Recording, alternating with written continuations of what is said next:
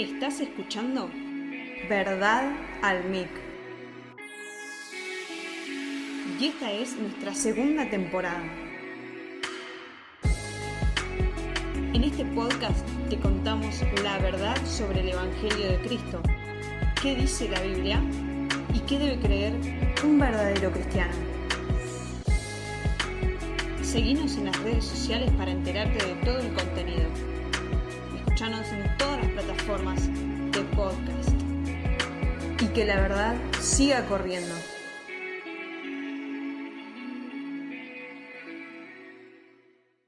Hola, ¿qué tal? Bienvenidos a todos una vez más a Verdad al Mic.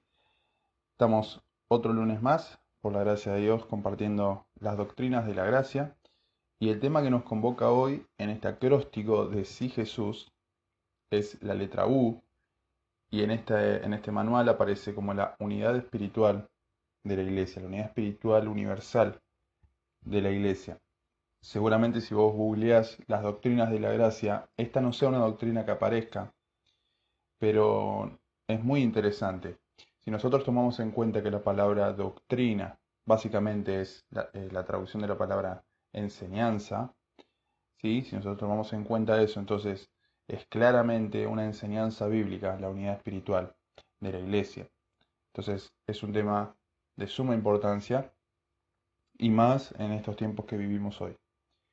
Entonces nos toca en este acróstico la letra U y vamos a ver qué es lo que el Señor nos dice con respecto a la unidad espiritual, la unidad universal que existe en su iglesia, en su pueblo, ¿sí? Que trasciende fronteras, trasciende etnias y nos une a todos por la misma fe en el Hijo de Dios. Así que es un tema, como dije recién, de suma importancia.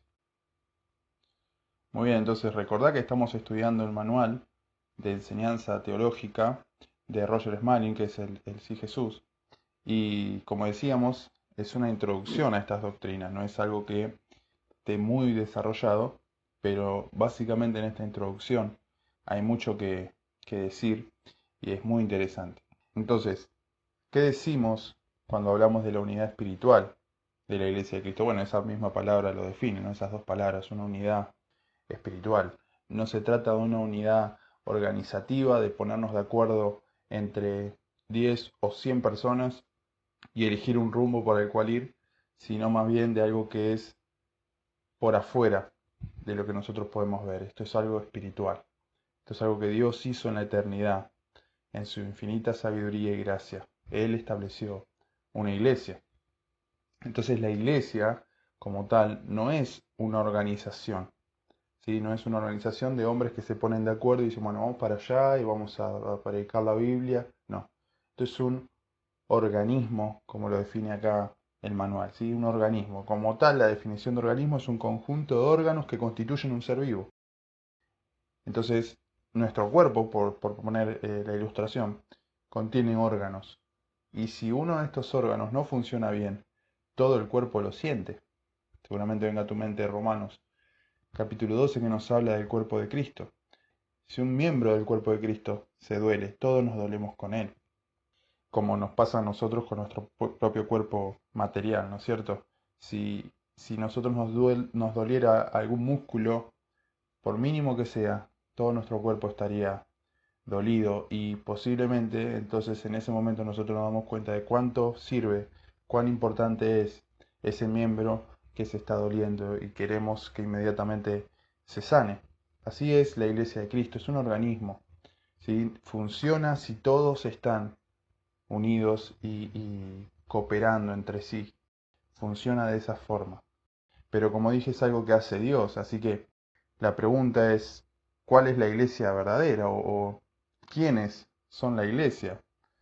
Bueno, básicamente la iglesia de Cristo no puede ser cualquier persona. No puede alguien levantarse hoy a la mañana y decir, yo hoy voy a ser parte de la iglesia de Cristo. No, eso es algo que Dios hace y lo deja muy claro Hechos capítulo 2 versículo 47, donde dice que Dios añadía a su iglesia los que iban a ser salvos. Es un trabajo totalmente de Dios añadir a su pueblo los que se van a salvar, obviamente por la proclamación del Evangelio y no sin la proclamación del Evangelio. Pero, como dijo el teólogo Sproul, a nosotros se nos encomendó el ministerio de la palabra, no los resultados. De manera que nosotros debemos predicar el Evangelio y dejar en manos de Dios, porque finalmente Dios es el que hace todo, que Dios traiga a su iglesia a los que han de ser salvos. Ahora, también existe la realidad de que hay creyentes verdaderos que pertenecen a la iglesia de Cristo porque se les dio la fe de Jesucristo, que están en una iglesia que no es la iglesia de Cristo, que no es una iglesia bíblica. Eso es una realidad. Y está la otra realidad, que hay iglesias bíblicas que contienen personas que no son salvos. Y si pensás un poco en eso, podés ver esa realidad también. Muchos que asisten a la iglesia por curiosidad o por mero interés de ver qué sucede ahí, pero no son del Señor. Aunque estén sentados ahí, escuchando la palabra de Dios, no son de Dios. Eso existe. Entonces la iglesia, vuelvo a repetir, no es quien decide ser parte de la iglesia, sino el que Dios ha salvado por la fe de Jesucristo y lo ha añadido a su iglesia. Veamos qué dice Corintios capítulo 1, versículo 2. Dice así: a la iglesia de Dios que está en Corinto, a los que han sido santificados en Cristo, llamados a ser santos, con todos los que en cualquier parte invocan el nombre de nuestro Señor Jesucristo, Señor de ellos y nuestro. Gracia y paz a ustedes, de parte de Dios nuestro Padre y del Señor Jesucristo. Acá el apóstol escribe una iglesia en particular, la iglesia de Corinto. Y lo que dice acá es muy interesante. Dice que la iglesia de Dios son los que han sido santificados en Cristo Jesús y llamados a ser santos. Otra versión dice llamados santos, como algo ya sucedido. Es decir, la palabra santo en su definición más primaria es algo que está cortado. Algo que está cortado de lo común, de lo ordinario, algo que está apartado. Y así es la iglesia de Dios. La iglesia de Dios fue sacada del mundo. La iglesia de Dios no pertenece a este mundo. Así que la iglesia de Dios es santa en ese sentido. Pero también es santa en el sentido de pureza espiritual, de pureza moral, ¿sí? de pureza de testimonio. Esa es la iglesia de Cristo. Y acá es algo muy interesante para tener en cuenta todos nosotros. Dice, con todos los que en cualquier parte invocan el nombre del Señor. Así que la iglesia de Dios no se limita a un solo lugar, a un solo edificio, en una sola ciudad, sino a todas partes. Tenemos hermanos en todas partes del mundo, que son la iglesia del Señor. No somos exclusivos. Tu iglesia, mi iglesia, no es la exclusiva, sino que Dios tiene su iglesia en todo el mundo. Y todos los que invocan el nombre del Señor, esos son nuestros hermanos. Así que esa es la iglesia del Señor. Y la iglesia del Señor reconoce el señorío de Jesucristo sobre ellos. Y solo el señorío de Jesucristo. Dice Pablo acá, Señor de ellos y Señor nuestro. Reconocemos el señorío de Jesucristo. Él es el Señor de su pueblo. Ningún hombre, ningún papa, ninguna autoridad civil, ninguna autoridad que se erija así por sí misma, diga yo soy la autoridad de la iglesia. No, solamente Jesucristo. Así que el predicador o el pastor que está exponiendo la palabra de Dios debe exponer justamente eso, la palabra de Dios. No sus ideas, no sus inclinaciones políticas, no sus pensamientos, no, la palabra de Dios, que es lo que Dios nos dejó, que son las palabras de Cristo que rigen a la iglesia. Esa es la correcta iglesia del Señor, bíblicamente hablando, por supuesto. Entonces, para añadir a esto, también podemos decir que la iglesia de Dios es universal, ¿sí? Pertenece a todo el mundo. Jesús le dice a los judíos en Juan 10:16, también tengo otras ovejas que no son de este redil. Aquellas también debo traer y oirán mi voz y habrá un rebaño y un pastor. Así que, judíos y no judíos. Los judíos de la época debían saber que la salvación no era exclusiva para ellos, que ellos no eran el pueblo exclusivo de Dios. El pueblo de Dios son todos los que en cualquier lugar invocan su nombre, reconocen su señorío y tienen su fe en Jesucristo. Y esos otros eran de otro redil. El Señor ha salvado griegos, el Señor ha salvado musulmanes, el Señor ha salvado gente del Islam, gente del catolicismo, porque son su pueblo. Son de otro redil, no judíos, de otro redil. Y el Señor los llamó y oyeron su voz. Y entonces hay un solo rebaño y un solo pastor para todos nosotros que hemos creído. Bien, la Iglesia de Cristo presenta un orden, ¿sí? En la Iglesia de Cristo hay un orden establecido, jerárquico, por decirlo así. Efesios 4:11 nos dice que el Señor instituyó a algunos pastores, a otros profetas, apóstoles, evangelistas, ¿sí? Para que contribuyan a la unidad de la fe y el crecimiento del pueblo de Dios. Esa es la función de los pastores y líderes. Si el pastor y líder no está trayendo la palabra de Dios para que tu vida sea edificada y lleguemos todos a la unidad de la fe, del conocimiento de nuestro Señor Jesús, esa persona no está cumpliendo con su deber. Si está estorbando el crecimiento de su pueblo en el conocimiento de Dios, esa persona no puede estar en ese lugar. Entonces hay un orden. Ellos están por ahí. Dios los puso ahí. Y nosotros como ovejas del Señor debemos reconocer su autoridad. Y debemos orar por ellos, como dice 1 Tesalonicenses 5:12. Entonces, esa es la verdad. Sin embargo, ellos tienen el deber, de parte de Dios, de llevar al pueblo de Dios a la unidad de la fe y del conocimiento del Señor Jesucristo. Si no lo están haciendo, no están cumpliendo con su ministerio, no pueden estar allí. Entonces, esta es una realidad. Y ese lugar de liderazgo no es un lugar que pueda adoptar cualquier persona que por tener cierto conocimiento materialmente hablando, ¿no es cierto?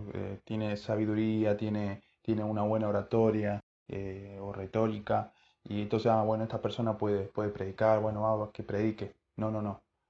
Para empezar, el pastorado o el ser un predicador de la palabra de Dios, y a eso me refiero con profeta, un predicador de la palabra de Dios, un misionero, un evangelista, eso es algo que Dios hace en la persona, es un llamado de Dios para esa persona. Y como es un llamado de Dios, Dios lo debe capacitar. Sin embargo, a nosotros se nos enseña en Tito capítulo 1, versículo 5, o mejor dicho en sus comienzos, cómo debe ser este que aspira al obispado, también lo hace Timoteo, ¿no es cierto? Las características de ese varón que aspira al obispado, ¿no es cierto? Entonces, no pendenciero, no codicioso, hombre de una sola mujer, no dado al vino, no amante de ganancias deshonestas, que maneje bien su casa, etcétera, etcétera, etcétera. Bueno, si esas características reúne un hombre de Dios y aspira al obispado, entonces ese hombre debe ser entrenado para que en algún momento llegue a pastorear la iglesia del Señor, ya sea como un pastor principal o como un pastor que apoya, pero esa debe ser la actividad de la iglesia, ¿no? Si hay hombres que Dios está levantando, que aspiran al obispado y que la iglesia juzga que son personas que pueden estar en ese lugar, bueno, entonces debe ser entrenado por el pastor de turno, ¿sí? Para que esa persona que Dios está levantando, que Dios está llamando, el día de mañana pueda llegar a pastorear una iglesia como un pastor titular o apoyando, ¿sí? Entonces, ¿qué quiero decir con esto? Que no puede haber autoritarismo en la iglesia. No puede haber un hombre que diga yo soy la autoridad acá y las cosas se hacen como yo digo. No, sino que se debe promover la idea de un pastorado plural. Cuando Dios deja a Tito en Creta, le dice, te dejé para que establecieras ancianos. Y eso es un plural. Y también está esa idea en Hechos 14:23, ¿sí? Donde también está esa misma idea, se establecieron ancianos y hasta que no se establecieron ancianos no se pudo continuar con el envío del Evangelio a otros lugares.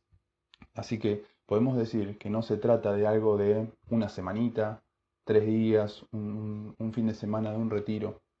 No, no, no, es un trabajo que lleva tiempo, posiblemente lleve 2 años, 3 años, 4 años, para que una persona que aspira al obispado sea probado en esa área, sea entrenado y finalmente, por la gracia de Dios, llegue ahí, porque si es de Dios, ahí va a llegar. Pero es muy importante esa parte, ¿sí? Que no todo recaiga sobre un mismo hombre.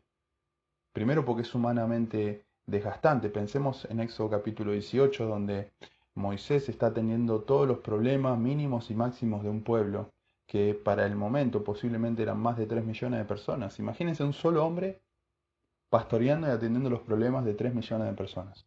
Entonces es algo humanamente imposible que finalmente a Moisés le iba a costar la vida posiblemente. Entonces Jetro, su suegro, le recomienda, por la gracia de Dios por supuesto, que establezca ancianos, que fije ancianos que sean honestos, etcétera, etcétera, y que les dé el cargo de decenas de personas, de 100 personas, de miles de personas, según obviamente la capacidad de este anciano. Y que Moisés atienda los problemas mucho más grandes, que no encuentran soluciones inmediatas en el anciano que se les fue dado a esa parte del pueblo. Entonces vemos que desde el comienzo, desde el Éxodo, nosotros debemos entender que en la iglesia del Señor, que en el pueblo de Dios, puede haber una pluralidad de ancianos que pastoreen al pueblo y que atiendan las disciplinas del pueblo. Imagínense un pastor para una iglesia de 3.000, 4.000, 5.000 personas. Un solo pastor.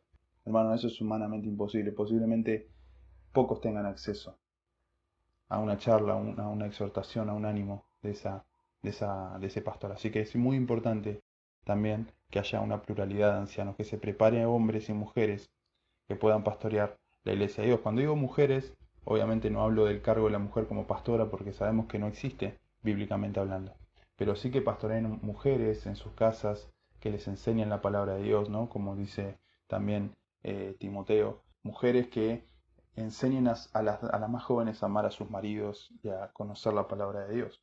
Bien, entonces, ¿cómo debiera organizarse si se quiere una iglesia local? Es un tema que necesitamos recurrir obviamente a la escritura. ¿Por qué digo esto? Porque según la iglesia que vos visites, vos vas a ver un orden distinto, seguramente a cómo se hace en tu iglesia. Que no quiere decir que esté bien ni mal, simplemente es distinto. Ahora, aunque sea distinto, debe ser armonioso y debe ser en orden. No puede haber escándalo, no puede haber, ahora quiero hablar yo, no, ahora quiero hablar yo, no, ahora... No, no, no, debe haber un orden, ¿sí? Debe haber un orden que honre al Señor Jesús. Pensemos también en la iglesia de Corintios, donde pasaba estas cosas, el escándalo, y todo el mundo quería hablar a la vez, y todo el mundo tenía el don de lengua, entonces todo el mundo quería hablar, y era un desorden, y era una bullicia. Entonces Pablo dice, pero si entra un incrédulo, un indocto entre ustedes, ¿qué va a pensar? Corintios 14:40 dice que debe haber orden, debe hacerse todo decentemente y en orden. Entonces, si vos ves que en una iglesia hay eso, bueno, primero, no saques conclusiones apresuradas. Si es una iglesia que está recién comenzando, que tiene 3, 4, 5 años, posiblemente le falta un tiempo de desarrollo para lograr una armonía y un orden de culto. Pero lo más importante que debe haber en una iglesia bíblica es justamente la proclamación de la palabra de Dios como lo más importante. Hoy hay muchas iglesias que acostumbran a hacer mucha más música que sentarse a escuchar la palabra de Dios. La palabra de Dios tiene un lugar mínimo, la palabra de Dios tiene un lugar de 15 a 20 minutos y después es todo música, música, música, música. Hermano, nosotros nos reunimos a escuchar a Dios. Nosotros nos reunimos a ver qué es lo que Dios nos quiere decir a nosotros. Eso es lo más importante. No lo que yo puedo expresar en una canción, sino lo que Dios me va a decir en su palabra. Claro que es importante la adoración, es importante que su pueblo adore a Dios y proclame la palabra de Dios por medio de las canciones. Y seamos animados, seamos exhortados en ese sentido. Pero lo más importante, lo que debe estar en el centro es la palabra de Dios. Debemos poner todo nuestro corazón para escuchar la palabra de Dios y lo que Dios nos quiere decir. Eso es muy importante. La iglesia de Dios debe ser santa, hermanos. Leamos un poquito lo que dice 2 Corintios 6.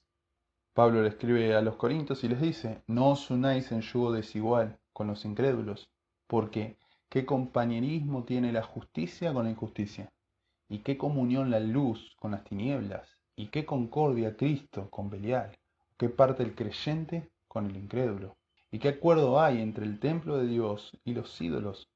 Porque vosotros sois el templo del Dios viviente, como Dios dijo, habitaré y andaré entre ellos y seré su Dios y ellos serán mi pueblo. Así que la iglesia de Dios debe ser santa, sacada del mundo.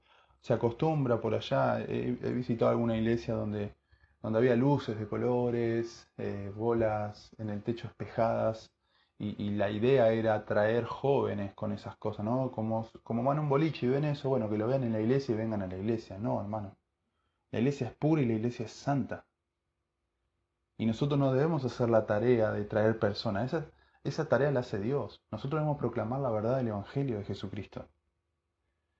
Otras adoptan costumbres o música mundana, música que está muy caracterizada con el mundo, con lo sensual y con lo sexual, y lo transmiten a canciones que supuestamente son dirigidas a Dios, con el propósito de atraer personas. Y vean que los cristianos no somos aburridos, no estamos ausentes del mundo, ¿no, hermanos? Eso no debe ser la actitud de la iglesia. La iglesia es santa. ¿Qué tiene que ver Cristo con Belial, hermanos? ¿Qué tiene que ver el creyente con el incrédulo? ¿Qué tiene que ver la justicia con la injusticia? ¿Qué comunión tiene la luz con las tinieblas? Seamos luz, seamos la iglesia de Cristo santa y sin mancha. Seamos esa iglesia que Dios puso en este mundo. Muy bien. ¿Qué pasa con los temas controversiales? ¿Qué pasa cuando surgen problemas dentro de la iglesia o hay una duda respecto a alguna doctrina, alguna enseñanza? Hay diferentes voces. ¿Qué se debe hacer en ese momento? Bueno, lo que se hizo a lo largo de toda la historia de la iglesia, llamar a un concilio. Por ejemplo, nosotros leemos en Hechos 15 el primer concilio que se hizo, que es el concilio de Jerusalén, donde se cuestionaba, se preguntaba esto si que los creyentes que no eran judíos debían ser circuncidados o no circuncidados, y entonces ahí se juntan los apóstoles del Señor y resuelven que no debe ser así. Y entonces mandan esas cartas con esa resolución a las diferentes iglesias, y ese es el primer concilio que existe, que nos muestra la Biblia. Así que los concilios sirven para resolver temas, pero fíjense la característica es que son ancianos, son hombres que tienen el cargo de pastorear la iglesia de Dios, los que se reúnen para resolver estos problemas. ¿Sí? Por ejemplo, uno de los sínodos o concilios que se hizo fue el concilio de Nicea, donde se trató, por ejemplo, la naturaleza de Cristo, que si Cristo era hombre, si Cristo era Dios, o si era uno y no era el otro. No, bueno, entonces se establece por la palabra de Dios, y ese debe ser el norte, la palabra de Dios. Si Jesucristo era hombre y Dios a la vez. Bueno, Jesucristo era eso, ¿no es cierto? Eso enseñan las Escrituras. Tenemos, por ejemplo, el sínodo de Dort, que surge a partir del surgimiento del arminianismo, ¿no? Entonces, como esa corriente muy fuerte, entonces se reúnen los ancianos y tratan este tema, a ver cómo resolverlo y qué es lo que se debía hacer, o también lo que fue un quiebre entre la Iglesia Católica y el protestantismo, que es la dieta de Worms, se conoce como la dieta de Worms, que ocurrió en Alemania, donde básicamente serviría para excomulgar a Martín Lutero, después de que él expuso las 95 tesis, y muchas de esas tesis por supuesto iban en contra de las prácticas de la Iglesia Católica. Entonces se le pidió a él que se retracte de esos dichos, y él por supuesto que no lo hizo, y finalmente fue excomulgado de la Iglesia Católica, y podríamos decir que ahí comienza el surgimiento del protestantismo, por lo menos en Alemania, que después, bueno, iba a expandirse, ¿no es cierto? Pero bueno, los concilios sirven para resolver temas controversiales, temas importantes que por ahí no están muy claros, entonces se reúnen los ancianos, justamente por eso la importancia también de los ancianos, porque la realidad es que si Dios levanta a ancianos, su gracia está con ellos, su consejo está con ellos, y en la multitud de consejeros, dice la Biblia, está la sabiduría. Entonces necesitamos esta pluralidad de ancianos, reunirnos y tratar este tema. Hoy, por ejemplo, está la corriente de la prosperidad. Entonces, esto está golpeando muy fuerte en la iglesia o en el mundo cristiano. ¿Y qué se hace con eso? Bueno, deberíamos reunirnos y ver qué hacemos si de pronto eso se mete de lleno en iglesias que son bíblicas. Así que es muy importante. Y esto nos lleva a otro tema, que es las denominaciones. ¿Qué importancia? Si son importantes, no son importantes. ¿Qué denominación es correcta? ¿Cuál no es correcta? Cuando digo denominaciones, digo, por ejemplo, el pentecostal, el bautista, el presbítero, ¿sí? Bueno, ¿cuál es? ¿Esa denominación es legítima? ¿Está bien? ¿Está mal? Bueno, acá el manual dice algo muy interesante, y es por una cuestión a favor y otra en contra. Si la denominación lleva a un enorgullecimiento de esta denominación a tal punto de creerse la única iglesia, a tal punto de ponerse por encima de las demás denominaciones, es decir, nosotros somos la denominación correcta, y a tal punto de tener ese orgullo de querer tomar ovejas de otras iglesias para llevarlas a su denominación, que es la correcta, bueno, eso está mal. Eso es carnalidad, eso causa problemas, eso causa división. Pero si pensamos en el surgimiento del protestantismo, por ejemplo, surgió justamente para abolir o para ir en contra de las enseñanzas católicas, por ejemplo, de las indulgencias, por ejemplo, del purgatorio, para condenar las prácticas inmorales de los sacerdotes del momento. Entonces, si una denominación surgiere con el fin de llevar adelante un propósito de Dios, de sacar enseñanzas que son extra bíblicas y de purificar la iglesia de Cristo, entonces esa denominación puede ser legítima.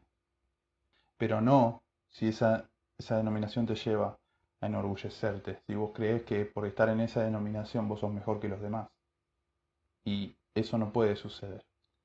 Entonces, pueden ser válidas las denominaciones siempre y cuando no te lleven a vos a pensar que es la única y la exclusiva de Dios y que por eso estás bien. Recordemos lo que leíamos en Corintios. El Señor Jesucristo tiene su iglesia en todos los lugares donde se invoca su nombre y se reconoce su señorío. Esa es la iglesia del Señor. Y el Señor es Señor de ellos y Señor nuestro. Tenemos el mismo Señor. Seas pentecostal, seas bautista, no importa, tenemos el mismo Señor y eso es lo que importa, eso es lo que nos debe unir. Tenemos la misma fe en el Hijo de Dios. Entonces, la denominación puede ser válida, siempre y cuando no nos lleve a una carnalidad y a un sentido de superioridad sobre el otro. Y pobrecito, el otro está yendo a una denominación, pobrecito. No. Si esa persona ha creído en Jesucristo, vos no sos más que él. Y esa persona tampoco es menos que vos. Muy bien. Hasta acá podemos decir la parte eh, que tratamos con la unidad espiritual, ¿sí? Este organismo que es la iglesia del Señor, que estamos unidos por la misma fe en el Señor Jesucristo, que la iglesia de Dios, Dios mismo la hizo, Dios mismo la creó en la eternidad, y nosotros hoy lo vemos en el mundo, y estamos unidos por la fe. Tenemos hermanos que están misionando en otros países y que cuando vemos sus luchas y sus pruebas, bueno, también nos dolemos con ellos. Y quiero terminar haciendo mención aparte de esto. Posiblemente vos no estés yendo a una iglesia y seas cristiano. Y eso es muy peligroso, porque vos fuiste llamado a pertenecer al cuerpo de Cristo. Y si no estás en el cuerpo de Cristo, no podés funcionar bien. A veces nuestra sentido de superioridad, ¿no? Porque esta iglesia tiene este problema, o los hermanos son asá, y etcétera, etcétera. Eso lleva a las personas a alejarse de la iglesia y piensan que la iglesia no es tan importante como la Biblia remarca que lo es. Y eso es muy importante remarcar. No estés lejos de la palabra de Dios, no estés lejos de la comunión con tus hermanos. Déjame leerte algo que dice Hebreos 3. Hebreos 3:13 dice así: antes exhortados los unos a los otros cada día, entre tanto que se dice hoy, para que ninguno de vosotros se endurezca por el engaño del pecado, porque somos hechos participantes de Cristo, con tal que retengamos firme hasta el fin nuestra confianza del principio. Hermano, ¿dónde vas a encontrar la exhortación que necesitas, el ánimo que necesitas para tu perseverancia en la fe, si no es en la iglesia del Señor? Si no es entre tus hermanos. La Biblia nos manda a confesarnos los pecados unos a otros. ¿A quién le vas a confesar tu pecado si estás aislado de la iglesia de Cristo? La Biblia nos manda en Colosenses 3:16 a instruirnos en amor, a aconsejarnos unos a otros por la palabra de Dios. ¿Dónde vas a encontrar eso si no estás en la iglesia de Dios? ¿Dónde vas a encontrar consuelo y fortaleza para tus días difíciles si no es en la iglesia de Dios? Vos podrías decir, Dios es suficiente, sí, sí, pero Dios también puso la iglesia para que nuestra fe sea fortalecida, para que nosotros seamos animados a perseverar. Imagínense un cristiano en la época de Nerón, siendo perseguido sin estar con sus hermanos, siendo abatido en su cuerpo, en su corazón, aislado de sus hermanos. Imagínense una persona así. Y la verdad vienen tiempos muy difíciles como para que estés solo en tu casa y piense que vos tenés la suficiente fuerza para perseverar en la fe. Eso es orgullo. Y tenés que arrepentirte de eso. Leía hace un tiempo en un artículo de Coalición por el Evangelio un hombre que va a visitar a un hermano que no se estaba congregando, ¿no? Y iban a comer una especie de asadito y este hombre lo instaba al otro de por qué no se congregaba y por qué no asistía a la iglesia y el hombre le decía, no, por esto, por aquello, bueno. Y sin que se dé cuenta este hombre que estaba en la parrilla, este varón agarra un carbón y lo aparta del resto de las brasas, del resto de los carbones. Y continuaron la charla y en un momento le dice, mira, y cuando obviamente mira ese carbón se había apagado. Y le dijo, así es tu vida sin la iglesia de Dios. No mucho tiempo va a pasar hasta que vos te apagues, hasta que vos te enfríes y dejes de arder, dejes de dar luz y calor. Así es el cristiano que se aparta de la iglesia de Cristo. No va a pasar mucho tiempo hasta que lo veas vacío, solo, frío. Así que si esa es tu condición, yo te animo a que vuelvas a la iglesia de Dios. Y si hay diferencias, si tenés cosas que charlar, charlalo, hablalo, sacate las dudas, pero no te quedes solo. Si vos sos de Cristo, vení, unite con tus hermanos, canten juntos al Señor. Cantemos salmos e himnos y cánticos espirituales, nos dice la palabra de Dios. ¿Cómo vas a hacer eso solo? Tenés que estar en comunión. ¿Podés hacerlo solo? Sí, podés hacerlo solo, pero tenés que estar en la iglesia del Señor. Muy bien, podríamos agregar algo más, pero hasta acá este episodio de hoy de la unidad espiritual y universal de los creyentes. Así que te animo a que compartas este episodio, que nos sigas en nuestras redes y que sigas llevando el Evangelio a toda persona, a todo pueblo, tribu, lengua y nación, porque esos constituyen el pueblo de Dios. Eso es lo que Apocalipsis nos dice que están adorando a Dios en el cielo. Gente de todo pueblo, tribu, lengua y nación están adorando al Cordero, que es digno, que fue inmolado por nuestros pecados. Así que así vamos a estar todos en la eternidad. Y lo bueno es que hoy, en esta tierra, materialmente hablando, podemos hacerlo también, juntos. Así que, hermanos, que esto te ayude a amar a la iglesia de Dios, que esto te ayude a abrazar a tus hermanos en la fe y darle gracias a Dios por haberte llamado, por haberte puesto en su pueblo, ¿sí? Porque Dios añade a su iglesia a los que van a ser salvos. Y si vos estás en la iglesia de Cristo, vos sos salvo. Así que Dios te bendiga y nos vemos la próxima. Esto fue Verdad al Mic. No te pierdas el próximo episodio de esta segunda temporada. Nos escuchamos en el próximo podcast.